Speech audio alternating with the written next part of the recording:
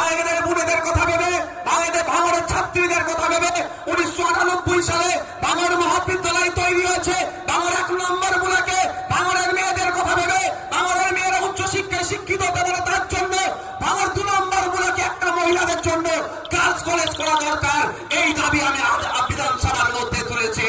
কাজ student vote এই দাবিটাকে এগিয়ে নিয়ে চলেছে। আমি কি করব? আমার কাজ সমস্যাটা তুলে ধরা। আপনারা শুনলে অবাক হবেন। আপনারা অনেকে জানেন পোলেরহাট 1 নম্বর, পোলেরহাট 2 নম্বর, এই অঞ্চলে দুটো অঞ্চল মিলিয়ে মাত্র একটাই হাই স্কুল। তা আমি বিধানসভার মধ্যে দাঁড়িয়ে আমার ভাঙড় বিধানসভার জন্য, আমাদের এলাকার ছেলে মেয়েদের জন্য শিক্ষা প্রতিষ্ঠান বাড়ানোর দাবি তুলেছে। আমাদের স্টুডেন্ট ফান্ডের সাথে সাথে সাথ মিলিয়ে সুর মিলিয়ে আমরা একটা দাবি তুলে এসেছি বিধানসভার মধ্যে, যে কম্পিউটার এডুকেশন প্রাথমিক স্তর থেকে বাধ্যতামূলক করা দরকার। আপনারা শুনে জানেন অনেকে যারা আর্থিকভাবে দুর্বল,